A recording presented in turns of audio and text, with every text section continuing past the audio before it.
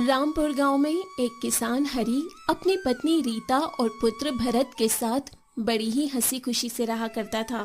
वो हर रोज अपने पुत्र भरत के साथ खेतों पर जाया करता और रीता घर का सारा काम संभाला करती थी। एक दिन सभी लोग साथ में बैठकर खाना खाते हैं। बेटा भरत, हमने इस बार खेतों में खूब मेहनत की है। उम्मीद है इस बार हर साल से भी ज्यादा फसल आएगी। जी पिताजी, मुझे भी यही लगता है। इस बार की फसल से अच्छी कमाई होगी। अगर ऐसा हुआ तो सबसे पहले हम इस घर की मरम्मत कराएंगे जो जगह जगह से टूट गई है। तुम चिंता ना लो, ये सब मैंने पहले ही सोच रखा है। इस बार की कमाई से हम पूरे घर की मरम्मत कराएंगे। खाना खाकर हरी और भरत खेतों की तरफ निकल पड़ते हैं। रीता घर के दूसरे कामों में लग जाती है। पिताजी, हम दोनों मिलकर खेतों में खूब मेहनत करते हैं। कभी फसल अच्छी आती है तो कभी हमें घाटा लग जाता है। क्या आपको नहीं लगता कि हमें अब खेती छोड़ देनी चाहिए? बेटा, धरती किसान की माँ होती है। माँ अपने बेटों को कभी भूखा नहीं सोने देगी। फसल कभी अच्छी तो कभी बुरी आती रहती है। देखना, इस बार बहुत जोरों की बारिश होगी और फसल लहलहा उठेगी। और अगर बारिश नहीं हुई तब हम क्या करेंगे? जब फसल अच्छी नहीं आएगी तो हम मुनाफा कैसे कमाएंगे? बात तो तुम सही कहते हो बेटा, लेकिन हम खेती के अलावा और कर भी क्या सकते हैं? कोई ना कोई उपाय जरूर निकल आएगा। पिता और पुत्र बातें करते हुए खेतों में पहुंच जाते हैं और फसलों की देखभाल करना शुरू कर देते हैं। दोपहर में रीता खाना लेकर खेतों में आ जाती है। आप दोनों खाना खाकर थोड़ा आराम कर लीजिए, तब तक मैं खेतों में थोड़ा काम कर लेती हूँ। हरी और भरत दोपहर का खाना खाने लगते हैं और रीता खेतों में काम करने लगती है। वो अपने फसलों को देखकर बहुत प्रसन्न होती है। तभी किसी बूढ़े व्यक्ति के दर्द से चिल्लाने की आवाज आती है। तीनों लोग भागकर उस बूढ़े व्यक्ति की तरफ जाते हैं।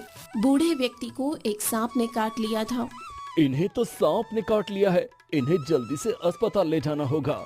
चलिए पिताजी, इन्हें जल्दी से अस्पताल लेकर चलते हैं, वरना बहुत देर हो जाएगी। हरी और भरत अपनी बैलगाड़ी पर उस बूढ़े व्यक्ति को लेकर जल्दी से अस्पताल पहुंच जाते हैं। डॉक्टर उन्हें इंजेक्शन लगा देता है, जिसकी वजह से बूढ़े व्यक्ति की जान बच जाती है। आप दोनों का बहुत बहुत धन्यवाद। यदि आप दोनों ना होते तो आज मेरी जान ना बचती। आप ऐसा कहकर हमें शर्मिंदा ना करें। हमने तो बस इंसानियत के नाते अपना फर्ज निभाया है। वैसे आपको कभी गांव में नहीं देखा? मैं पड़ोस के गांव से हूँ। इस गांव से होकर अपने गांव जा रहा था, तभी जहरीले सांप ने काट लिया। आप घबराने की कोई बात नहीं है। समय से इलाज होने के कारण आप खतरे से बाहर हैं और अब अपने घर जा सकते हैं। हरी और भरत बूढ़े व्यक्ति को साथ लेकर अपनी बैलगाड़ी से उसे पास के गांव में छोड़ने जाते हैं। बूढ़े व्यक्ति का घर बहुत बड़ा था और उसके यहाँ अनाजों की ढेर लगी हुई थी। ये देखकर हरी और भरत अचंभित हो जाते हैं। अरे वाह, आपके यहाँ तो अनाज से पूरा घर भरा हुआ है। लगता है काफी खेत हैं आपके पास। ऐसा कुछ नहीं है, मेरे पास बस थोड़े से ही खेत हैं, पर मैं अपने खेतों में सही खाद और बीजों का इस्तेमाल करता हूँ। साथ ही छोटे खेत में फसल ज्यादा कैसे होगी, इसके लिए नई वैज्ञानिक तकनीक का इस्तेमाल करता हूँ। कम बारिश में भी मेरी फसल खूब लहलहाती है। क्या वो वैज्ञानिक तकनीक आप मुझे भी सिखा सकते हैं? हाँ, जरूर। आपने मेरी जान बचाई है, इतना तो मैं आपके लिए कर ही सकता हूँ। जरूरत पड़ने पर मैं अपने पुत्र हरि को आपके पास जरूर भेजूंगा। ऐसा कहकर हरी और भरत अपने गांव रामपुर चले जाते हैं।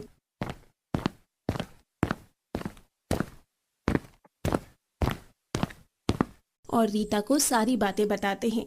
रीता सब कुछ सुनकर बहुत प्रसन्न होती है। कुछ दिनों बाद बारिश का मौसम आ जाता है, पर बारिश कम होने की वजह से फसल की पैदावार भी कम होती है। इस बार तो बारिश बहुत कम हुई, फसल की पैदावार भी अच्छी नहीं हुई। लगता है इस बार भी घर की मरम्मत नहीं हो पाएगी। तुम घर की मरम्मत की बात करती हो, इस बार तो अगली फसल लगाने के पैसे भी नहीं बचेंगे। हाँ पिताजी, आप सच कहते हैं, हमारे ऊपर तो बहुत भारी आर्थिक विपदा आ पड़ी है। इस बार साहूकार से कुछ पैसे ब्याज पर उधार लेने ही पड़ेंगे। साहूकार मनमाना ब्याज वसूल करता है। रात में खाना खाने के बाद तीनों दुखी मन से सो जाते हैं। एक दिन हरी सड़क से होकर कहीं जा रहा था। तभी उसे सड़क पर एक घायल व्यक्ति बेहोश पड़ा मिलता है, जिसका बटुआ भी जमीन पर गिरा होता है। उस व्यक्ति का एक्सीडेंट हो गया होता है। हरी उस व्यक्ति और उसके बटुए को लेकर अस्पताल पहुंच जाता है। आप सही समय पर इन्हें हॉस्पिटल लेकर आए हैं, पर इन्हें तुरंत इमरजेंसी में भर्ती करना होगा। इसके लिए आपको 10,000 रुपए अभी जमा करने होंगे। डॉक्टर साहब, मैं इतने पैसे कहां से लाऊंगा? मैं तो इनको जानता तक नहीं हूँ, पर इनका बटुआ मुझे मिला है, जिसे मैंने अभी तक खोलकर भी नहीं देखा। ऐसा कहकर हरी बटुआ डॉक्टर को दे देता है। डॉक्टर बटुआ खोलकर देखते हैं तो उसमें ढेर सारे पैसे और एक आईडी कार्ड मिलता है, जिस पर उस व्यक्ति का नाम और पता होता है। अरे, ये तो शहर के जाने माने बिजनेसमैन सेठ धनीराम जी हैं। मैं अभी इनके परिवार को सूचित करता हूँ।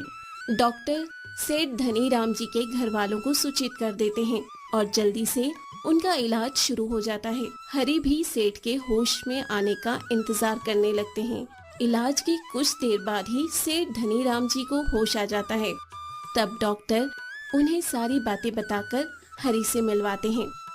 मैं आपका धन्यवाद कैसे करूं? आपने मेरी जान बचाई है। इसके लिए मैं आपको कुछ रुपए उपहार के रूप में देता हूं।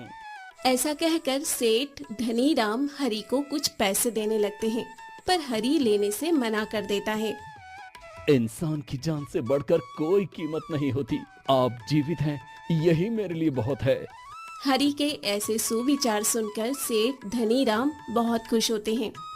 तुमने मेरी जान बचाई और अब अपने सुंदर वचनों से मेरा दिल भी जीत लिया है। भविष्य में कभी भी पैसों की जरूरत पड़े तो बेझिझक मुझसे ले लेना।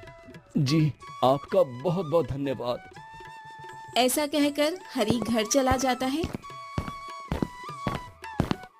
और अपनी पत्नी रीता और पुत्र भरत को सारी बातें बताता है, जिसे सुनकर दोनों बहुत प्रसन्न होते हैं। अब कुछ ही दिनों में